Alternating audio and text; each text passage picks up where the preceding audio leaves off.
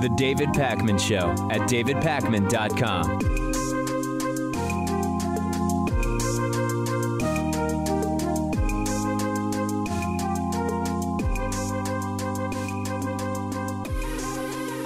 There's been this recurring meme that keeps coming up in the debate around the U.S.-Mexico border wall, and it came up when I interviewed Dilbert creator Scott Adams. I think it was at the beginning of last week, although time is sort of going by in a way that's hard to remember. I think it was the Monday, Tuesday episodes of last week, where he keeps saying, and others keep saying, engineers should decide what happens with the wall. Engineers have the answers, and they ultimately are the ones who are going to be able to tell us whether it does or doesn't make sense. Now, the context of this is that government is still shut down. I think we're going now into we're in week 4, about to go over into week 5. The government is shut down because of Trump's temper tantrum over wanting $5 billion for a piece of this U.S.-Mexico border wall. Now, from a political perspective, I made the point to Scott Adams, and I've made it other times, that I actually don't think engineers should decide about the wall. Engineers can tell us a lot about the wall, but no matter what they tell us about the building of the wall and the cost of the wall,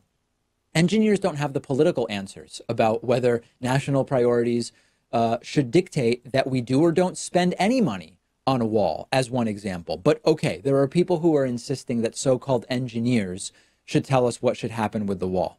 It turns out that engineers have actually looked at this, and they've determined that the wall is a veritable disaster, both in terms of effectiveness and in terms of the cost. I actually got an email from a licensed structural and civil engineer who has a master's degree in structural engineering from one of the top programs in the country. He has more than 10 years experience in major projects. He's an adjunct professor of structural analysis at a university. So this is someone that actually has the practical and the theoretical experience to look at a project like the U.S.-Mexico border wall. And he's actually been brought in as an expert witness on matters regarding proper wall construction into court cases. Okay, so this is literally an expert on building big walls. And the results of what he and other engineers have looked at tell us that the wall is a disaster as proposed. And I want to restate before we get into the details. This segment is not about the political aspects. I've already explored those aspects in terms of, is there a crisis? What is it that we should and shouldn't be doing when it comes to dealing with immigration? This is for those who simply say, what do engineers say about the wall? First of all, the proposals that the Trump administration received are from contractors. They're not, strictly speaking, from engineers. Contractors may employ engineers to do part of the analysis or of the proposal, but all of these favorable proposals about how cheap and effective the wall is going to be, these are effectively sales documents. These are contractors that want to make money by selling a wall to the U.S. government. Let's now put up the list of issues that have been found by multiple engineering analyses of these proposals. Number one, putting in such a wall would reduce the ability to drain land in flash flooding, regardless of whether the wall has so-called holes or is see-through, as Donald Trump has mentioned. And this will significantly increase the risk of flooding, which is going to be a real problem in a lot of ways, including to landowners in that area, to farmland, roads, and so many other problems. Number two, the proposals that Donald Trump and others keep pointing to, which are now a couple years old, do not account for the ecological impacts. The wall would be an ecological disaster, partially because of the increased risk of flooding and for many other reasons. And no environmental site assessment has been done, which any serious engineering team would do if they were going to build a wall like this. Now, the question I have in parentheses here is, does anybody who wants the wall built care about the environmental impact of this wall? It's not totally clear. Problem number three with the wall, this is not my list of problems, it's the engineer's list of problems. Number three, the prototypes that have been proposed and even built for 20 feet of width or whatever it was, they would be nearly impossible to build at scale or wouldn't actually do the job. So there's a few examples about this from a GAO report. Number one, the prototypes are substantially or extensively flawed. Their cost is drastically underestimated. All of the concrete prototypes failed to rank satisfactory in terms of the 5 ways they're measured: scaling, breaching, constructability, engineering, design, and aesthetics. And there's many details about each particular prototype, but every single one of them fell short of a satisfactory ranking by the GAO report. Total disaster. Number 4, the cost estimates that have been given are completely unreasonable. The reasons that the cost estimates from these proposals are wrong include, number 1, that we're still citing a 2-year-old estimate, even though materials costs are way, way up, partially because of Donald Trump's tariffs, but also because of inflation and other reasons. Number 2, the pricing that the proposals Trump points to are based on building the wall, not on building the wall in the actual locations where Donald Trump wants it. And what I mean by that is that the proposals don't account for the difficult terrain that exists in many parts of the U.S.-Mexico border, the huge additional costs that would be required to get materials and to house people in a lot of these locations. So the costs are outrageously underestimated. None of it accounts for modifications that would need to be done to prevent flooding and environmental hazards, which, as I mentioned in items 1 and 2, haven't even been looked at. So realistically, Trump talks about $5 billion now. The entire project could be $15-20 billion by some estimates. Actual engineering analyses suggest that we could be looking at $50 billion here. The bottom line assessment, again, from a court-approved wall expert, is that this is a wall that is not going to be built in Trump's lifetime, never mind during Trump's presidency. And number 5 problem with the wall is that defeat methods already exist or soon will. So we talk about how effective will the wall be? Will the wall obviously keep people out? If you put the wall across the entire border, no one's going to be able to get in.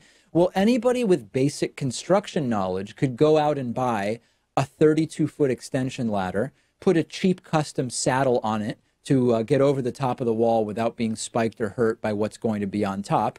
And furthermore, within 10 years, there will be drones that can lift someone 40 feet off the ground and put them down on the other side. And you'd better believe that coyotes, smugglers of undocumented immigrants, will get them. With the current monitoring technology and any of the walls that have been proposed so far, we cannot stop them if they have that. So the bottom line is that for everybody who keeps insisting the engineers know what's going on, let the engineers decide, the actual wall experts, not contractors who are looking to score huge government contracts for a project that's going to go on indefinitely without completion and make them a ton of money. Actual wall experts and engineers who have looked at this agree that the plan is a joke. Now, Pat, we're linking to the reports that I've sourced for this story in the description for the YouTube video for this segment. Do you think anyone who's committed to the wall is going to have their minds changed by any of those reports? Not if they're totally committed, but if they're on the fence, if you will, maybe they will have their mind changed. I think this is the best way to argue against the wall. Focus on the logistics, focus on the efficacy. The arguments about morality and cost, those are interesting, but I don't know how persuasive they are necessarily.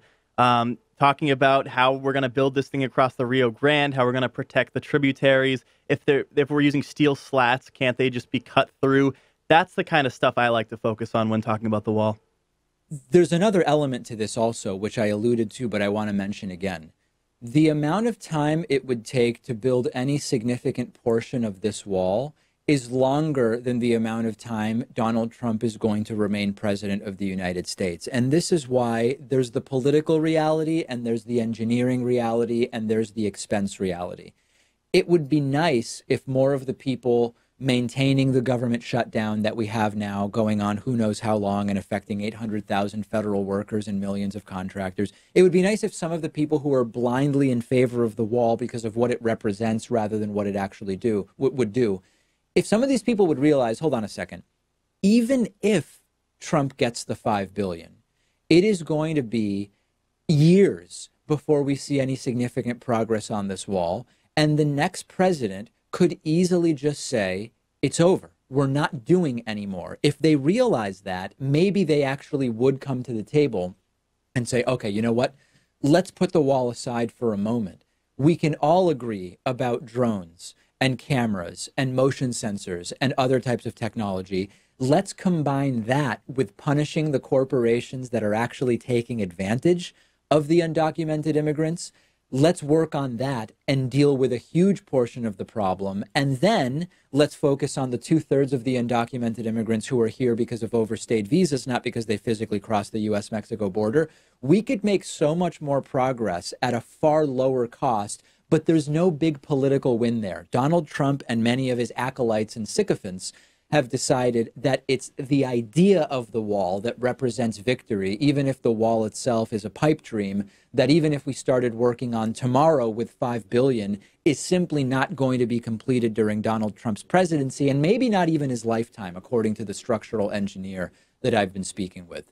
Send me your thoughts. Send me your thoughts about the reports. Send me your thoughts about what it might take to actually change the minds of some of these the wall over all else people. I'm on Twitter at dpacman. The show is on Twitter at David Pakman Show. We'll take a quick break and be back after this with much more of today's news. The David Pakman Show at davidpakman.com.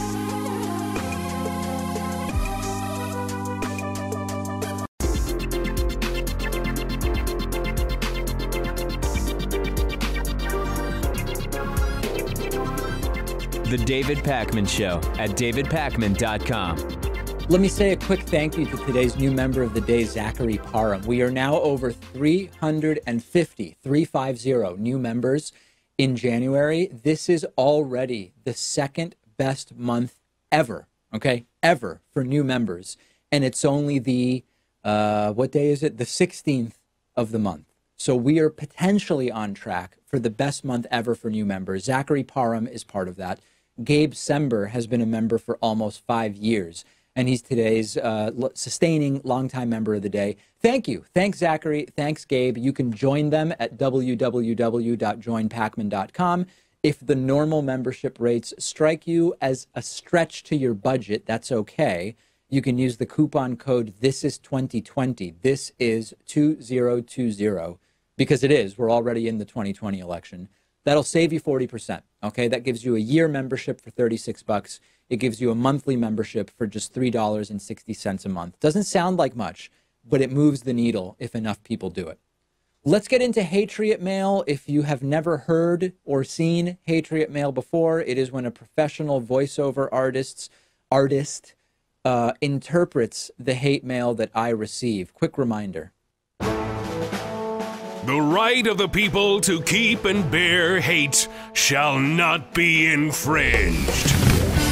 Hatriot Mail. Written by patriots who hate David Pakman. Because America. And because freedom. Okay, so the Hatriot Mail is starting to get into sort of election related, I guess you would say. And Bernie Sanders is a topic in today's Hatriot Mail. Let's take a listen to it. Pakman has drunk the Bernie Bro Kool-Aid. He is a bias. Fake-assed bottom feeder. Pakman strikes again. Lib-turd morons, please wake the hell up. Trump 2020. David Pakman lies pretty much every minute of every show, and he does it with a straight face. Takes one to know one, I guess. It's so weird on the Bernie stuff because on this program, this is certainly not a Bernie bro program. In fact, I would almost say it's the opposite, except for the fact that I supported Bernie in the 2016 Democratic primary. But I was out there front and center saying, okay, I, like many of you in our audience, supported Bernie Sanders in the primary. He lost. I think he got the short end of the stick. I think the DNC screwed Bernie, but it's almost November 2016. We now have a choice between Trump and Hillary, and I don't think staying home is a good idea, and I don't think voting for Trump is a good idea, and I don't think voting for third party at this point is a good idea. So I think, I don't know where this person is getting the idea, Pat, that this is a Bernie bro program, but the Bernie bros don't like this program. I'm not entirely sure that would even be an insult, too. And just the idea that you're lying pretty much every minute of every show. Couldn't the Hatriot provide at least one example? I mean, I'm sure he would just come up with some fact that he found inconvenient. It wouldn't be an actual lie, but please support your claim a little bit. You can use the coupon code Hatriot40 to save 40% off of the membership of your choice. Hatriots hate it when David Pakman Show viewers and listeners use the coupon code Hatriot40 to get memberships. More than 350 new members already signed up in January.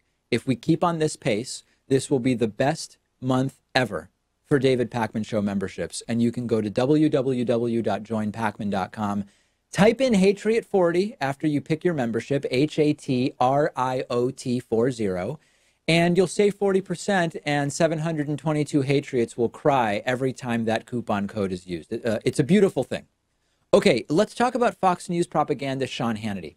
We've been covering Hannity on this program for a very long time. And the sort of tone and tenor of his program has shifted over the last several years, particularly under the Trump regime. And lately, Hannity has been falling all over himself to do a couple of different things on his Fox News program. One of Hannity's priorities has been he's Trump's buddy.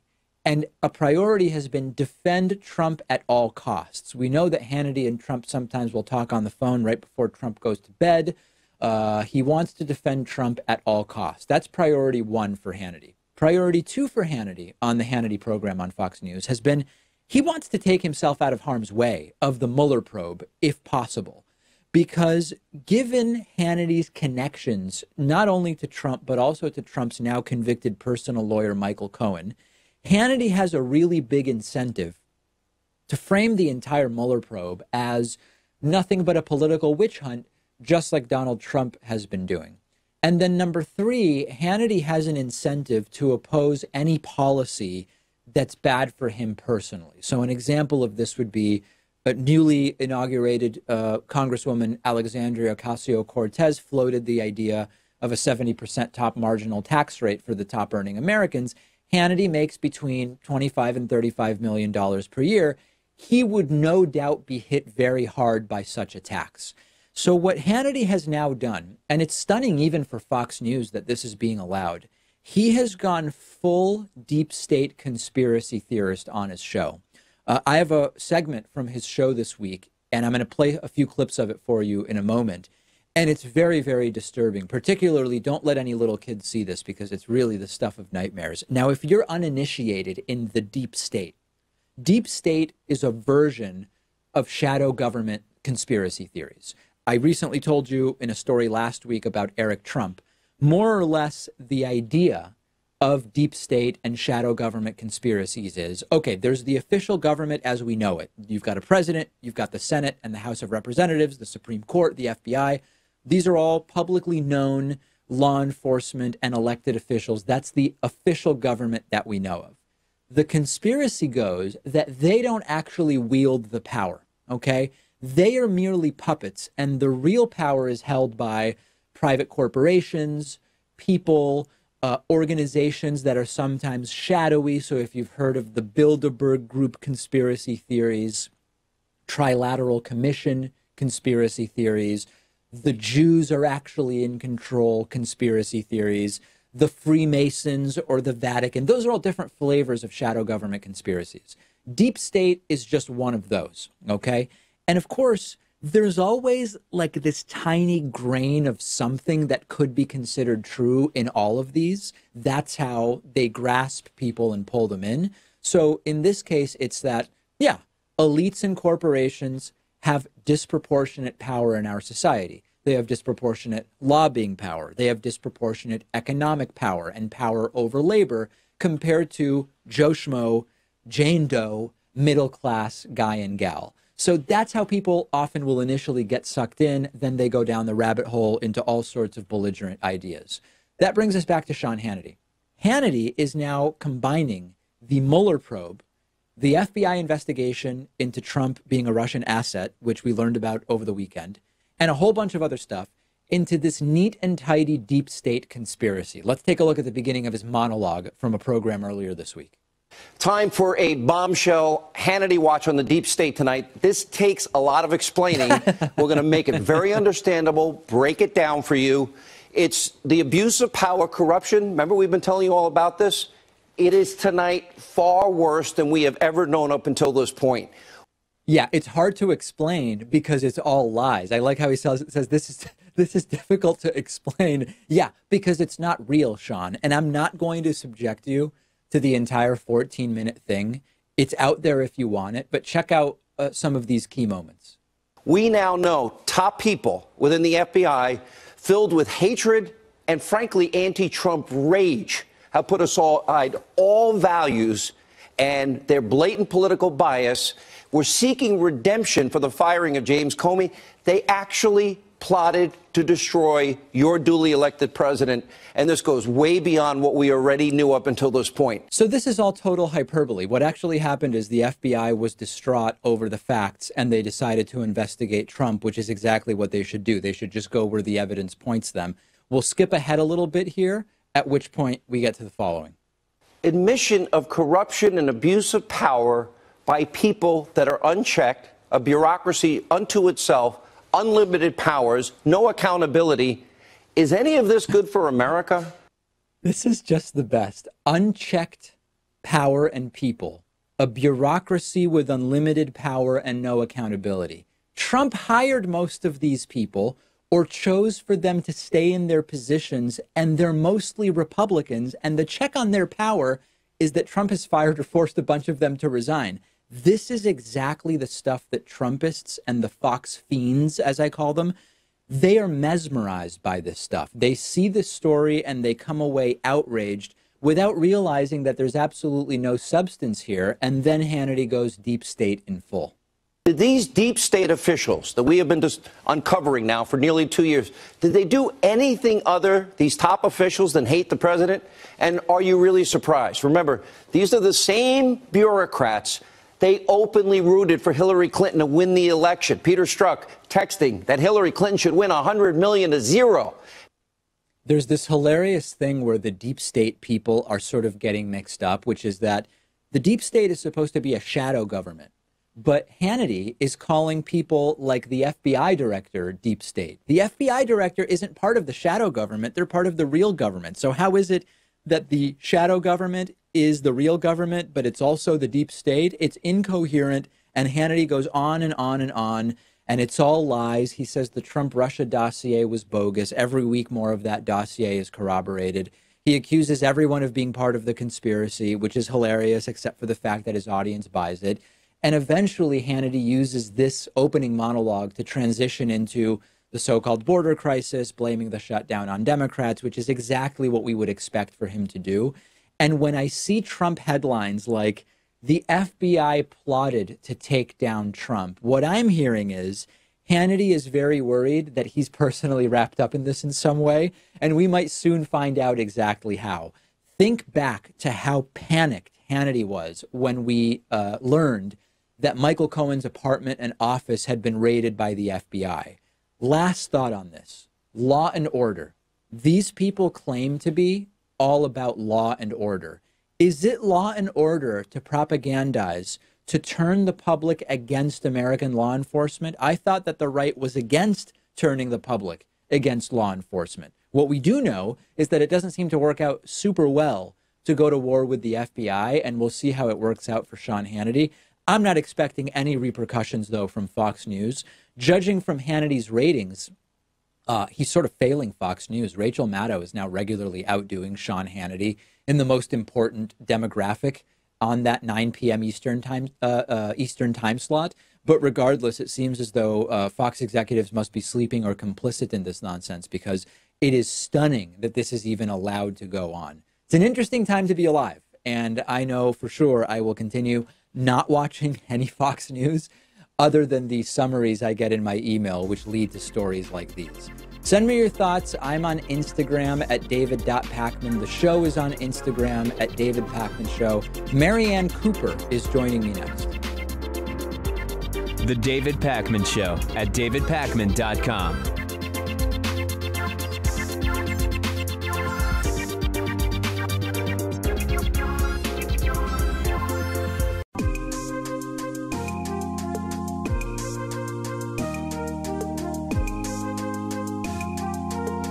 Welcome back to the David Pacman Show.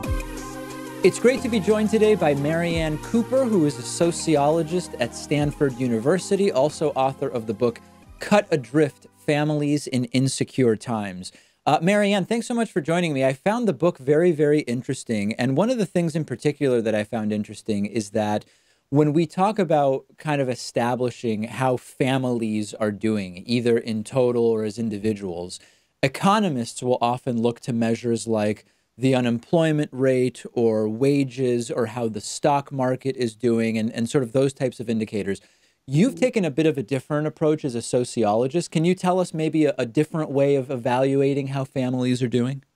Sure. That's what I wanted to do with the book, as I felt like there was something really important that was being overlooked, as you're highlighting, which is that we know families are under economic pressure. We know income and wealth inequality are growing, but all of that is tracked by very statistical measures, tax records or bankruptcy filings, job reports. And that really didn't tell the human story or talk about the human toll that all of these pressures come to bear on families. And so what I wanted to do is understand the day-to-day reality for families. What's it like? How are they coping with all of these things? So I interviewed 50 families from rich to poor to really find out.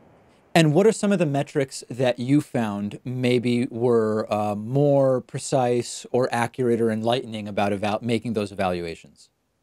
Well, what was really interesting about what I learned from talking with people is that the idea of growing income and wealth inequality, the top is really moving away. There's a concentration of wealth. When I started interviewing families, I found affluent families were extremely anxious about their economic futures.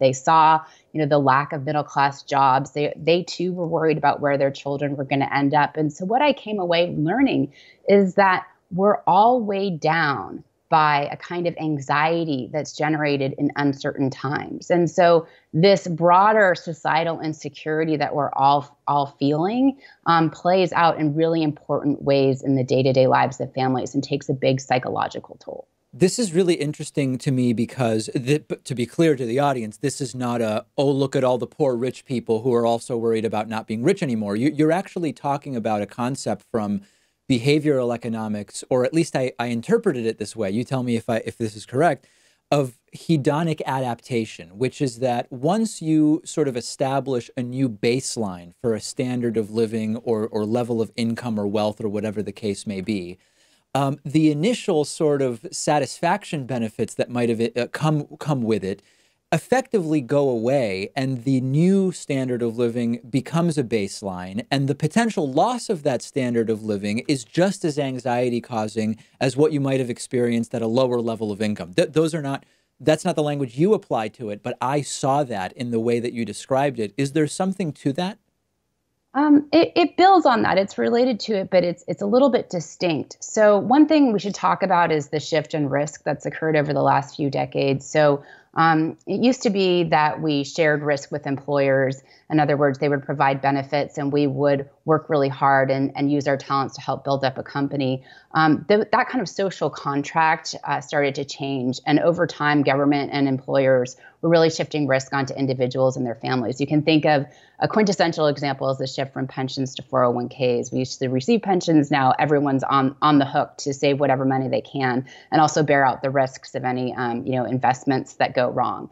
So there's actually been a shift in responsibility for creating security, as well as costs have gone up exponentially. And we don't have as many middle-class jobs anymore. So when affluent families who are reading the paper and listening to the news see all of this, and they see how difficult it is out there just to have a normal middle-class life, they get really concerned about what this means for their kids. And as we know, the economic returns, financial returns for going to college and even graduate school are so important. And so what's really amping up their worry is a sense that, it's no longer sort of a done deal anymore, that my kid just goes to college and then will get a really good job and they'll be okay. That's not the situation anymore. And so that they're reading those kinds of tea leaves and saying, if I want my kid to end up where I am, something else has to happen. And so in response to all the insecurity, they want to create like an economic firewall between their family and this insecurity. And that requires a lot of money and a lot of positioning of children. And I write a lot in the book about one particular family. So much is focused on making sure children can get into really top universities, because that is seen as sort of the golden ticket to protecting them, giving them as much educational credentials and skill sets as possible. And so the anxiety in that project is immense. So I'm certainly not saying, oh, the poor rich, but it's it's interesting and says something that even the most advantaged people in an increasingly unequal system are really, really worried. You mentioned college and education. There's a few different areas that I want to go into more detail with, but since you mentioned college, let's talk about that a little bit. You interviewed more than 50 families for the book. There's significant awareness in society that if college costs sort of continue increasing at the rate that they've been increasing, and the wage reward for those degrees does not increase in proportion to that, which it's not. In other words, the degree is relatively more expensive compared to what you would expect to earn. At a certain point, some people say there's going to have to be some kind of breaking point, and it's going to have to require some kind of major restructuring or reckoning, or simply you may see a move away from even going to college and a significant decrease in college enrollment or some kind of major change. How much did that dynamic factor into the families you talked to's conception of college education? And bigger picture, how are you thinking about what those numbers sort of point to? So among affluent families, college was seen as the equivalent of high school. It was not seen as something that guaranteed anything. And graduate school was really, really important. In fact, I interviewed a young teenage girl who said to me that her family had so often talked about college and graduate school that she didn't realize they were two different things until she was old enough, right? So that's just sort of a clue and a very revealing one about the educational standards in that kind of environment. Among middle-class families, there still was more sense that a college degree is required. They tended to think it would lead to a bit more security, even though many of them had college degrees and were dealing with some kind of different economic pressures from layoffs to cuts in pay and things like that. But there wasn't so much concern about making sure my child gets a graduate degree. What they were really dealing with was, how are we going to pay for this? What are we going to do? And that kind of worry on a family kind of ripples through. And, then there's the financial aid and figuring out how to do it and strategizing. And then really also very sad stories of children getting into schools, their dream schools, and not being able to go because there's no way to pay for it. And running the numbers and realizing, it's much better if you go to a local community college for a bank account than going to this top school. So what scholars often talk about is the diverging destinies as social classes, as we have more inequality and people move further and further apart from each other, children start to develop different paths and different outcomes. And so what we're likely to see and what we're beginning to see in some recent analysis is that the children in the kind of top highest earning families have graduation rates that are much higher than everybody else. I think it's like the top 10% of households, their children are graduating, over half of them are graduating, finishing college. We're in the bottom 10%, it's only 9% of those kids. So this is really alarming from a social mobility perspective and the American dream. Whether it's with education or any of the other areas that you would touch on with the more than 50 families that you talk to, did you notice, either explicitly or implicitly, I'm trying to word this the right way, a difference in what they blamed for the status quo based on their political leanings? In other words, were you able to determine that those who maybe are more conservative tended less to blame government because they expect less from government, like as an example, or, kind of fill in the blanks in whatever way you might have observed that? Well, my study was done in Silicon Valley, which is a more left-leaning place. Interestingly, politics didn't come to the surface very much. And I think what's happening as I took a step back is when people experience insecurity, they experience it as a personal failing. They're not immediately thinking about the policy failures that led to the outcome. So, for example, I got to know a woman named Laura Delgado who was going through a divorce and downward mobility. When I met her, her life was really falling apart in a lot of ways. And a few years before I met her, she had a seizure and while driving got in a car accident, had tens of thousands of dollars in medical bills. And when she talked about that, putting her family in debt, she talked about how we should have had health insurance. Well, they had foregone health insurance because her husband had recently gotten a job that didn't provide health insurance. So that's a moment where you can imagine many different responses to that happening to someone. Someone's saying, it's not fair that I don't have health insurance. It's not okay that I get in an accident that's beyond my control. And not only is it sinking me, but it's going to sink my kids and their futures. Interestingly, people really thought about what they could have done, how they could have acted differently, when oftentimes there really wasn't a different way to act. And that really prevented a political understanding and political sort of demands on changing the system.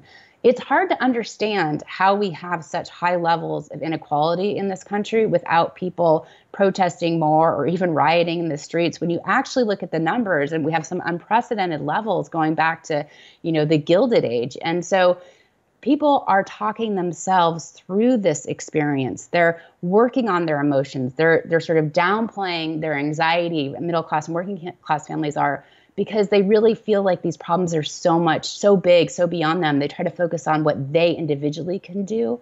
But by doing that, it kind of eclipses the larger dynamics, the policy failures that have created the problems that they're enduring. Did you get a sense of why we're not seeing more civil disobedience, strategic defaults? I mean, we've talked a lot on my program about there is more one can do than just writing to your elected officials and signing petitions online.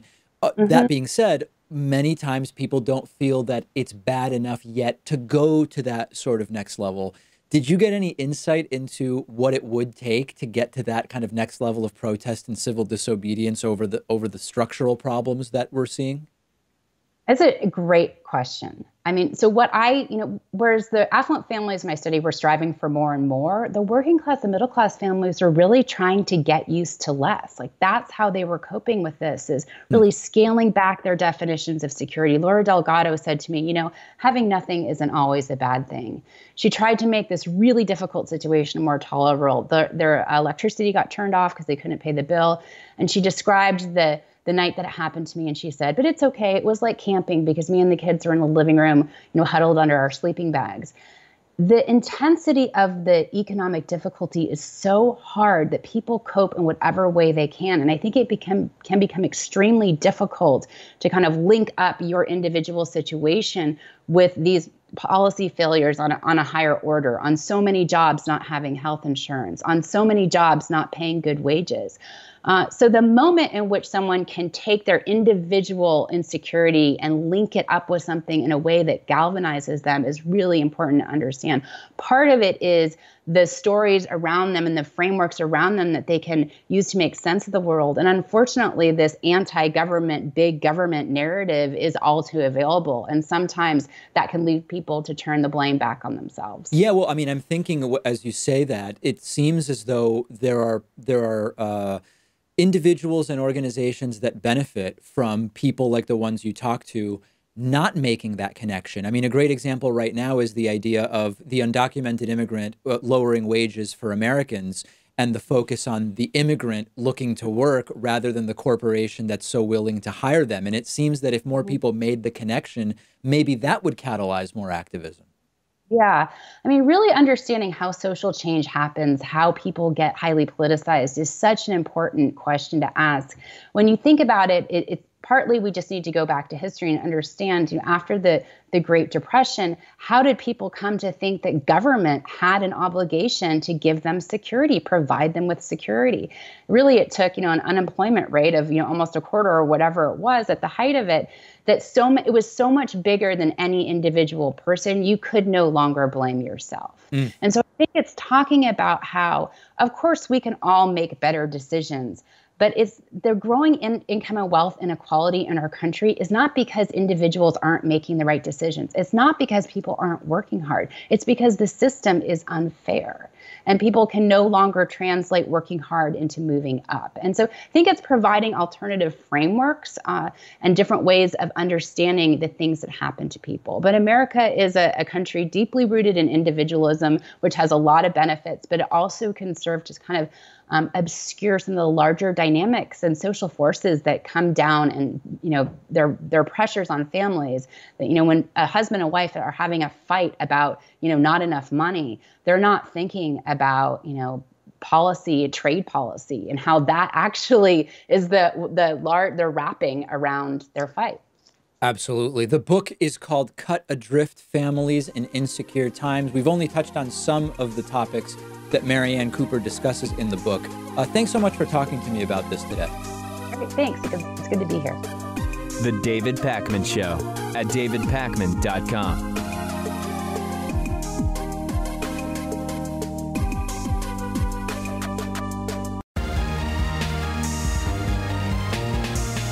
The David Pakman Show at davidpakman.com.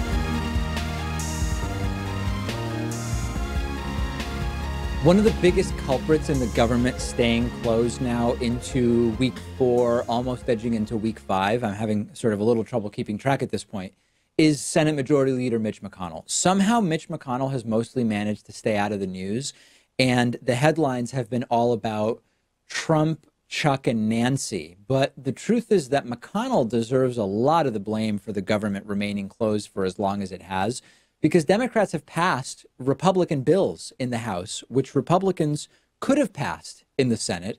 If only Mitch McConnell had actually put them up to a vote, Republicans could have passed bills that Republicans negotiated with other Republicans if Mitch McConnell had put those bills up for a vote. But McConnell is effectively being a tool for Trump. Mostly, though, he's not suffering in the media. He's not putting the bills up for a vote, and people aren't even really noticing, although people are starting to notice after he did this again yesterday. Senate Republicans have once again blocked a House-passed bill to reopen the federal government. This was a package of bills which would fund the Department of Homeland Security through February 8th. It would fund the rest of the departments that are shut down through September 30th. Democrats, Chris Van Hollen and Ben Cardin, asked for this to be taken up by the Senate, and in comes Mitch McConnell, and he blocks it, and he says, we're not going to participate in bringing bills to the floor that don't have a chance of passing. What McConnell means by that is that Trump would veto it because it doesn't include any funding for the wall, so they're just not even going to bother. But this is playing very coy, and McConnell really should be called out for this, because if it's just House Democrats that pass something, there's not that much pressure on Trump and Republicans to go forward, because you know what? It's just House Democrats, even if they're previously Republican negotiated bills. If the Senate, though, decides to debate and maybe even pass a bill to reopen the government without border wall funding, Trump then is exposed as the reason why it's not reopening. And that's bad for Trump because it's this circle. Republicans won't debate a bill that Trump won't sign. Trump's under no real pressure to sign a bill that doesn't get debated, never mind passed, by Republicans in the Senate. So there's this vicious circle. And what's always ignored, or mostly ignored in this discussion, is that even if Trump vetoes one of these bills, you can still get it passed and get government reopened with a veto override. If the House passes a bill and the Senate passes a bill and Trump vetoes it, the House and Senate can do what's called a veto override. They vote, and if they get 2/3 of the House and 2/3 of the Senate to say, we override the president's veto, the bill still becomes enacted and becomes the law, and in this case, government would get reopened. I don't know at this point if Republicans would come aboard in the House to get to 2/3. Unclear what would happen in the Senate, although maybe it's more likely. But this is a joke, and Mitch McConnell should be blamed for this thing. Trump started the shutdown. He said he would be proud to do it, and he did it. But we've got to point the finger at Republicans who could debate this bill and pass this bill and override Trump's veto in both the House and Senate if they wanted. They are the saboteurs here, and slick Mitch McConnell has mostly avoided the consequences and stayed out of the news. He really should be in the news because he is almost at this point as much to blame for the government staying closed as is Donald Trump. Back in June of 2016, the United Kingdom had a referendum vote about whether they wanted to leave the European Union. This was called Brexit. The referendum results were 51.9% of voters saying, we want to go. And that was the beginning of making Brexit a reality. And right when this happened, there were questions about, well, what's the timeline? Is it going to happen at all? How would it happen? what's going to be put in place in terms of trade policy, employment across countries, migration between the UK and the EU. And in the 2.5 years since the vote, there have been a whole bunch of sensible questions asked about, is this all failing? It's been so long. Should there really not be a new referendum ballot to see if the population even still wants to do this, because it was such a slim margin 2.5 years ago? But nevertheless, the timing remains, as of right now, that Brexit is set to happen on March 29th. The latest milestone was, okay, how do we leave? And Prime Minister Theresa May had this plan that was going to be voted on, which would establish the exact process for leaving the European Union. Why do you need a plan at all? Because, as you can imagine, if you leave the EU without a plan in place, it would be a complete and total disaster. So Theresa May puts forward this plan, and yesterday there's a vote taken on it. The Theresa May plan was defeated so soundly. It went down in flames, losing 432 to 202. And it was expected to lose, but not necessarily by this record margin. And what's really important here is that there's a misunderstanding that some people in our audience have. I'm seeing a few emails come in about this. This doesn't mean Brexit is canceled, okay? This means that Theresa May's plan for how to do Brexit has failed. So there's still a deadline of March 29th. There's no serious plan for exactly how it's going to work. So now the next steps are, number one, can they still keep the March 29th date, or does that have to get pushed back? Number two, does Theresa May survive this? Because there's a no confidence vote set for today, maybe going on right now as we're filming today's program. And she may not even survive as the prime minister after this fiasco. So there's a couple different paths forward. One is, at this point, should the entire thing be canceled? Should it go forward, or should it be delayed? Number two, should there be a new referendum ballot, which by all measures I've read, Pat, would now fail? It was such a small margin to begin with. A lot of people in the UK have now seen how it is turning into a complete and total disaster. It's leading to fears about food shortages, as we've talked about, people buying, basically becoming preppers, stockpiling food for what might come as a result of Brexit. So should there be a new ballot, which would, according to many, now opt to remain in the European Union? And then number three, is Theresa May going to survive this? I'm increasingly of the mindset, Pat, that Theresa May is going to have to go. Yeah, I'm not sure about that one, but I do know that members of Theresa May's team have commented saying that if their Brexit plan failed, they would consider having a second referendum, and many other members of parliament have said things to that effect too. It may be a little bit of an embarrassment to put out a second referendum, and maybe that would come across as undermining the will of the voters, because they did vote for Brexit 2.5 years ago.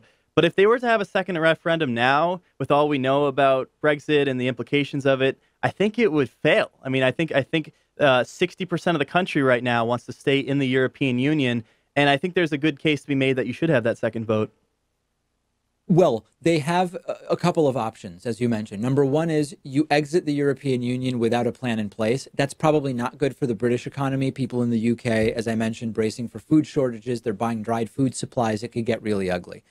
Option two is you cancel Brexit. Realistically, this is actually the best decision economically and in more or less every sense.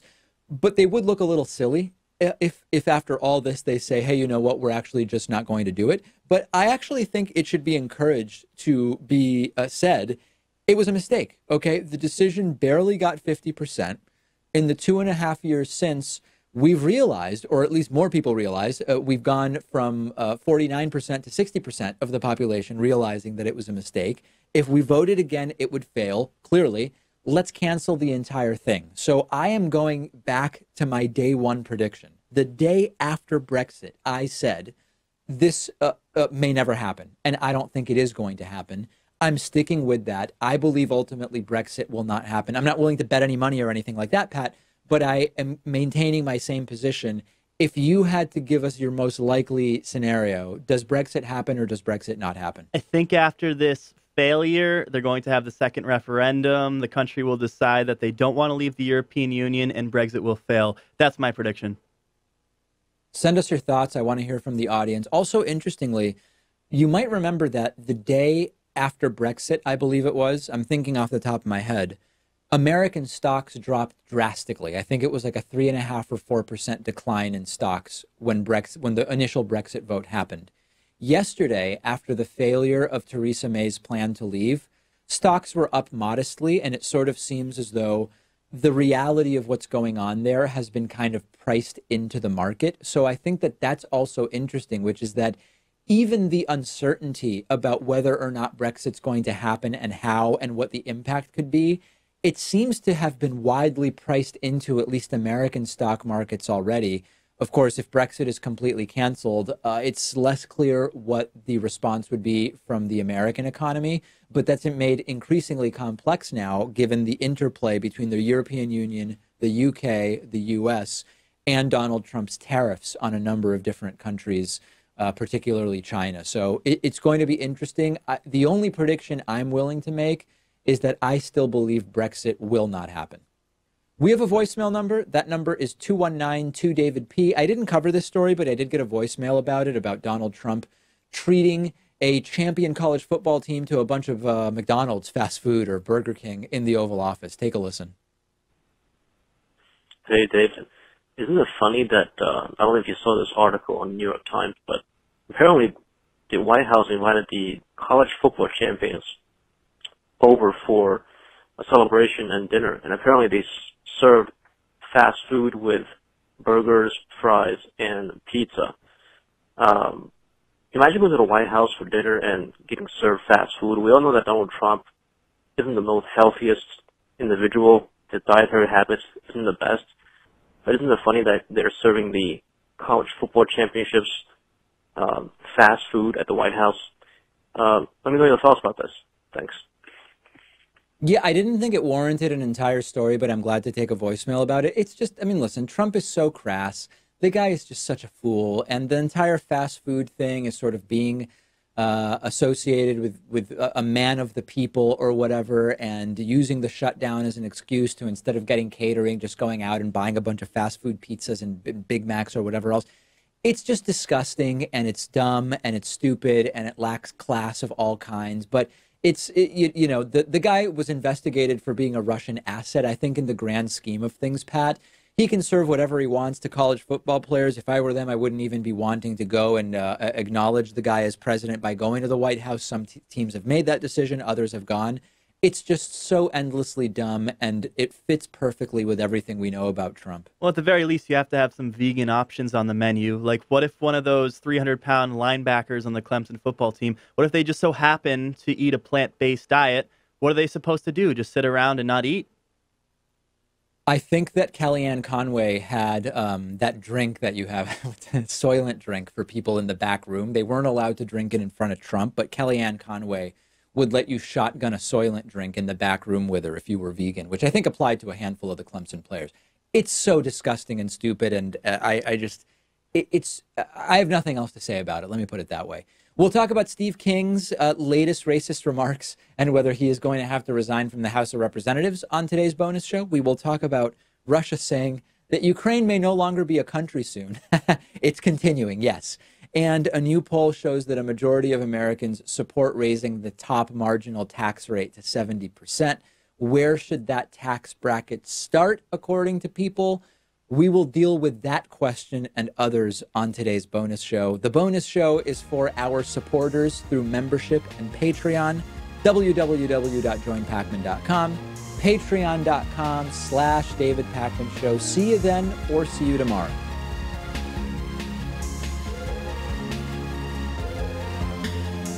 The David Pakman Show at davidpakman.com.